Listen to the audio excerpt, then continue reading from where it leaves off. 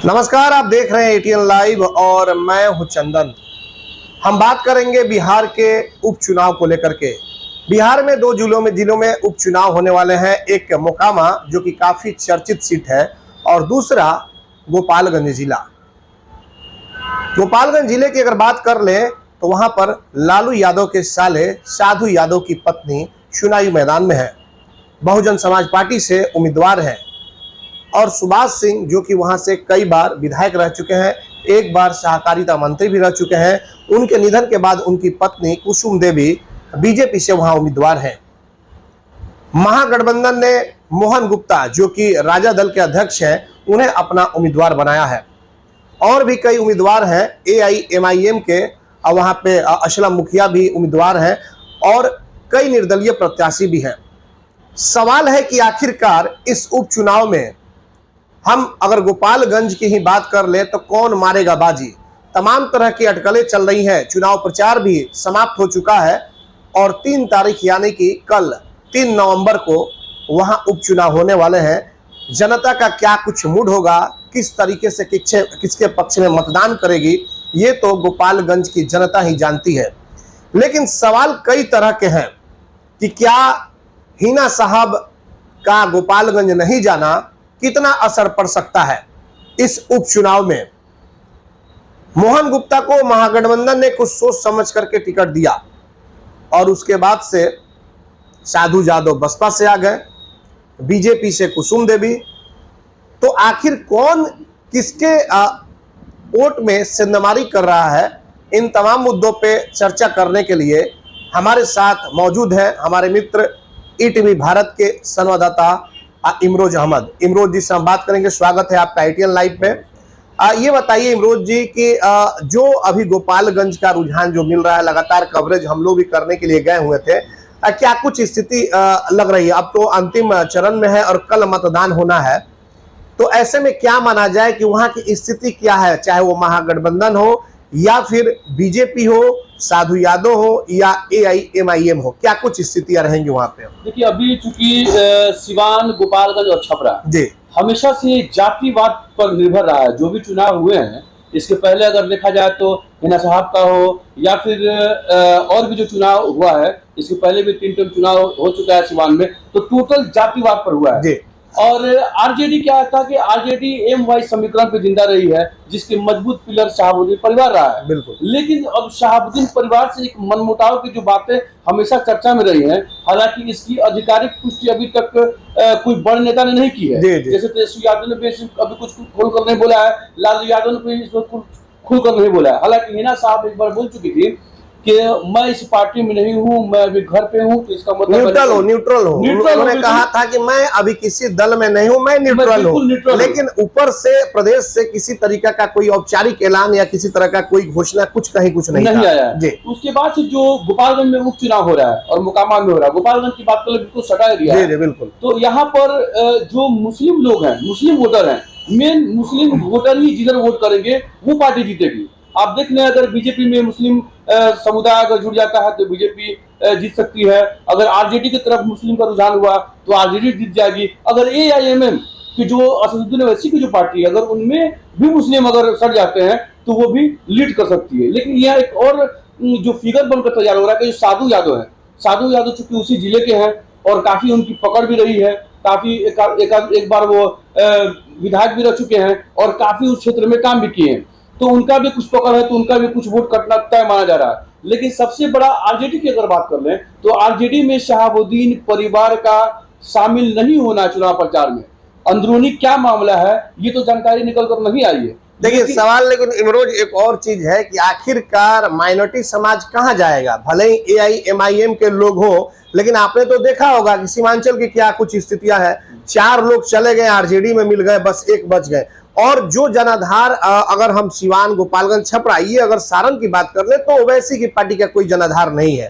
तो इस स्थिति में क्या माइनॉरिटी समाज, तो वो लोग भी तो जागरूक हैं, वो लोग भी तो देखेंगे कि आखिर किसको दिया जाए, क्या किया जाए, क्योंकि आज के समय में कोई वोट को बर्बाद नहीं करेगा। हाँ, पिछले अगर चुनाव की हम बात कर ले तो उस वक्त में अब्दुल गफूर के परिवार से उनके परिवार से चुनाव लड़े थे कांग्रेस से टिकट मिला था।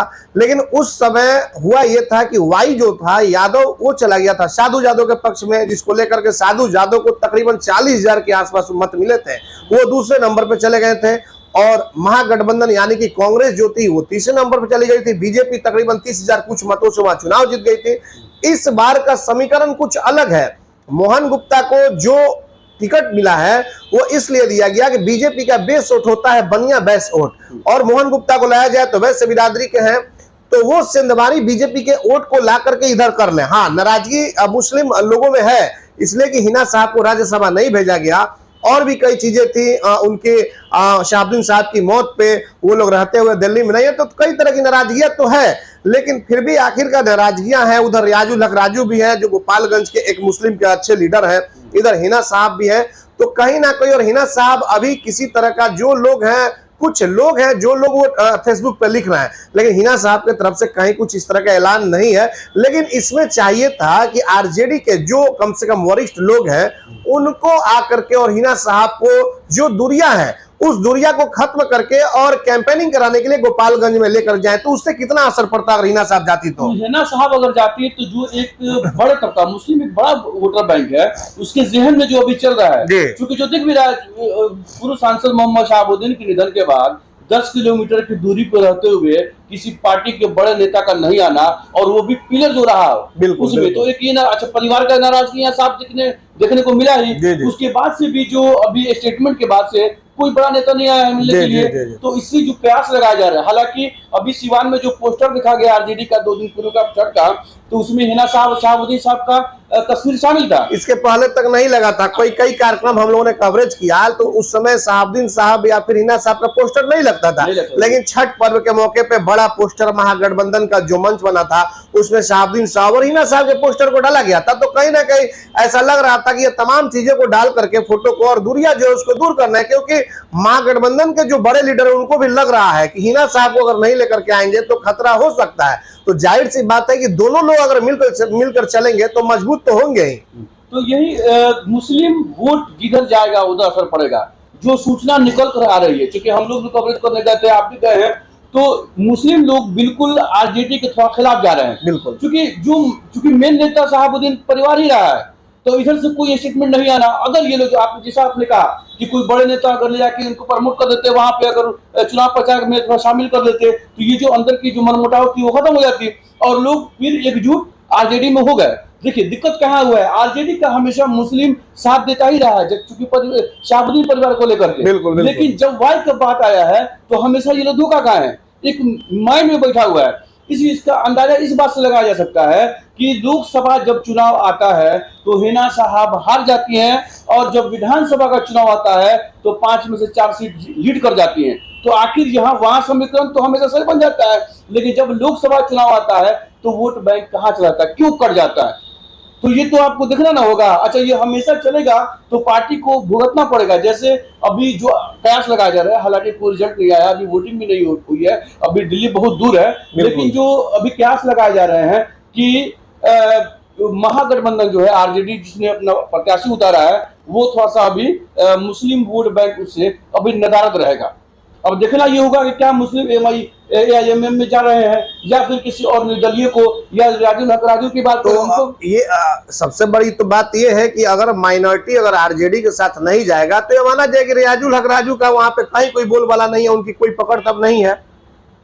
हाँ, तो मेन शहाबुद्दीन परिवार को लेकर के है, यहाँ से नाराजगी जो चल रहा है, तो मेन जब तक यहाँ से नाराजगी खत्म नहीं होगी तब तक हमें लगता है, जो हमने देखा है कवरेज के दौरान, नाराजगी ऐसे दूर होने वाली नहीं है। लेकिन अब कल वोटिंग है, 2-3 दिन का समय है, तो अंजाम और आगाज 3 नवंबर को वोटिंग है और 6 नवंबर को मतगणना होगी, और उस दिन फैसला भी हो जाएगा कि गोपालगंज के उपचुनाव में जो ताज है विधायक का वो किसके सर जाता है। लेकिन एक सवाल और है कि माइनॉरिटी का जो वोट है, तमाम लोगों की निगाहें हैं कि आरजेडी से नाराज है माइनॉरिटी, साधु यादव चाह रहे हैं कि हमारे साथ आ जाए माइनॉरिटी, एआईएमआईएम के लोग चाह रहे हैं कि हमारे साथ आ जाए, लेकिन माइनॉरिटी भी बिल्कुल चालाक है। और हम आपको बता दें कि हम जब वहाँ इलाका जो जंगलिया मोड़ का जो इलाका है, और हमने जब वहाँ से पब्लिक ओपिनियन लिया था उसमें सीधे तौर पे माइनॉरिटी का रुझान आ रहा था कि आरजेडी, और आरजेडी में नीतीश कुमार के भी नाम को ज्यादातर जेडीयू के नीतीश जी के जो विकास पुरुष के नाम से जाने जाते हैं, उनको लेकर के माइनॉरिटी काफी खुश थे कि नहीं, हम लोग इस बार नीतीश जी के नाम पर देंगे। हाँ, नाराजगियां हैं।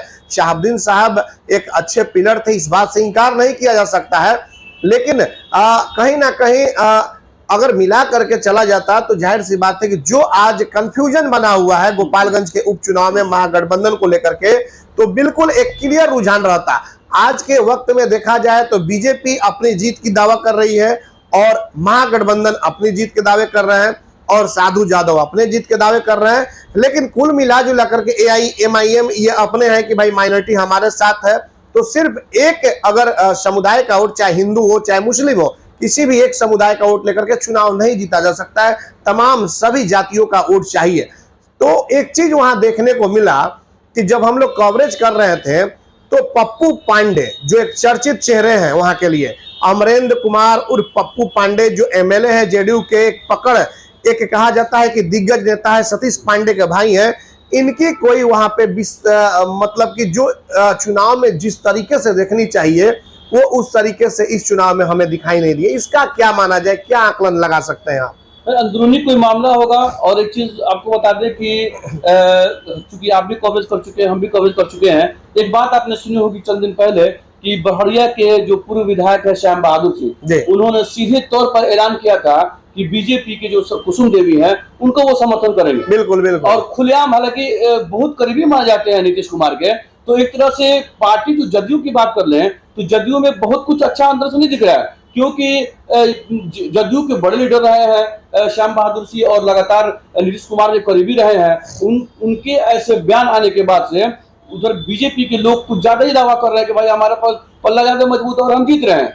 लेकिन अभी जो यहाँ आरजेडी में बन रहा है, आरजेडी अगर हारी इस चुनाव में तो ये समीकरण और ये शहाबुद्दीन परिवार का नाराजगी बहुत बड़ा। तो एक चीज इमरोज आप बताएं कि अगर महागठबंधन गोपालगंज से हारती है तो क्या ये जो नाराजगी है, ये नाराजगी और दूर नहीं हो जाएगी और दूरियां इसमें नहीं बढ़ जाएंगी जिस तरीके से अगर सीट लूज होता है? तो बिल्कुल, अब तो आने वाला समय बताएगा, लेकिन फिलहाल जो अभी चल रहा है, क्योंकि हम लोग कवरेज में गए थे, देखा है अगर ये लोग मिला लेते, अगर हिना साहब को जैसा कि आपने कहा कि अगर कोई 2-4 नेता आते, अगर चुनावी मैदान में ले जाते थोड़ा सा, तो ये जो चीज जो दूरिया कंफ्यूजन जो बना हुआ है, ये कंफ्यूजन है। अभी कोई बोले ना कि वरीय पदाधिकारी तरफ से जो बड़े लीडर है उनकी तरफ से कहीं कुछ ऐसा बयान नहीं आया है, तो ये जो दूरियां थी वो खत्म हो जाती। और ये खत्म होने का मतलब था कि आपने सही कहा कि लीड बिल्कुल 110% हो जाता। लेकिन अभी जो बिल्कुल कंफ्यूजन की स्थिति बनी हुई है और उसमें जो सहयोगी पार्टी है नीतीश कुमार के जदयू, उनके बड़े लीडर का इस तरह का बयान आना कि मैं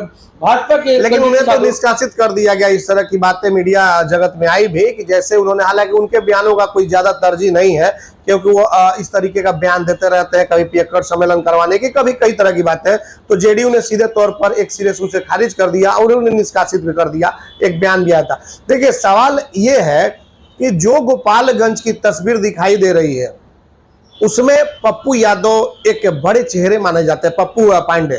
पप्पू पांडे एक बड़े चेहरे माने जाते हैं, लेकिन पप्पू पांडे इस चुनाव में उनकी जो एक्टिविटी जिस तरीके से दिखाई देनी चाहिए थी वो दिखाई नहीं दी।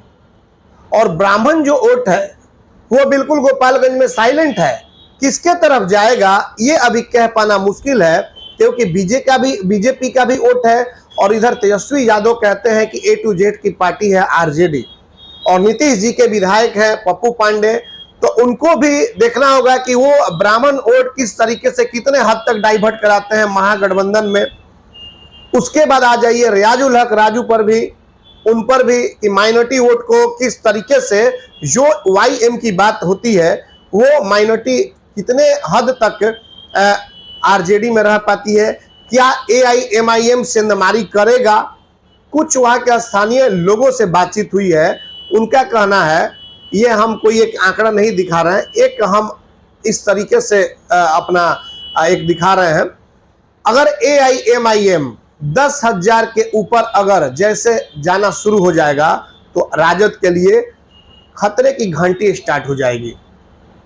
और साधु यादव जो बसपा से उनकी पत्नी इंदिरा यादव चुनावी मैदान में है, 20,000 से ऊपर अगर उनका वोट का प्रतिशत बढ़ता है तो फिर आरजेडी के लिए खतरा हो जाएगा। और 20,000 के नीचे अगर साधु यादव रहते हैं तो फिर बीजेपी के लिए खतरे की घंटी हो जाएगी। AIMIM अगर 10 के नीचे आता है तो बीजेपी के लिए खतरे की घंटी हो जाएगी, क्योंकि भूमियार जो वोट है उसमें देखा जा रहा है कि सेंधमारी आरजेडी ने कर लिया है। 50-50 का रेशियो अभी सामने जा रहा है और ब्राह्मण बिल्कुल साइलेंट है। और बीजेपी का ये ठीक है, एक दिखाई दे रहा है कि साधु यादव आ रहे हैं तो महागठबंधन को अब बहुत बड़ा लॉस हो रहा है। AIMIM आ रहा है तो महागठबंधन को बहुत बड़ा लॉस हो रहा है, लेकिन महागठबंधन ने सोच समझ कर टिकट दिया है वैश्य समाज के एक मोहन गुप्ता को, और उधर से 14 से 15 हजार वैश्य समाज का जो वोट है वो जो बीजेपी का हुआ करता था वो वोट मोहन गुप्ता के साथ आ रहा है वैश्य के नाम पे। तो कहीं ना कहीं एक बड़ी क्षति है बीजेपी को भी। तो इसमें मिला जुला कर यह कहा जा रहा है कि कोई अगर जीत का दावा कर रहा है तो बिल्कुल कह पाना मुमकिन नहीं होगा, इतना आसान नहीं होगा, क्योंकि साधु यादव की भी बहुत अच्छी पकड़ है, उनको हल्के में नहीं लिया जा सकता है। और कई बार हम लोग जब उनसे बात किए तो आज भी साधु यादव कहते हैं या उनके लोग भी कहते हैं कि अगर विकास की बात हो तो साधु यादव के अलावा अभी तक गोपालगंज में किसी ने विकास नहीं किया, क्योंकि वो तो सांसद भी रह चुके हैं। तो ये तमाम चीजें हैं और इस तरीके से गोपालगंज चुनाव को लेकर के पैनी नजर हमारी बनी हुई है। तमाम चर्चाओं का जो सिलसिला है वो जारी रहेगा और हम आपको बताएंगे अपने स्टूडियो से कि गोपालगंज में किस तरीके का क्या कुछ समीकरण होगा। ये हमारे साथ अभी मौजूद थे इमरोज अहमद थे, ईटीवी भारत के सीवान जिले के संवाददाता थे। आप बहुत बहुत धन्यवाद अपना समय निकालने के लिए। इसके बाद भी हमारी चर्चा जारी रहेगी। बहुत बहुत धन्यवाद, नमस्कार।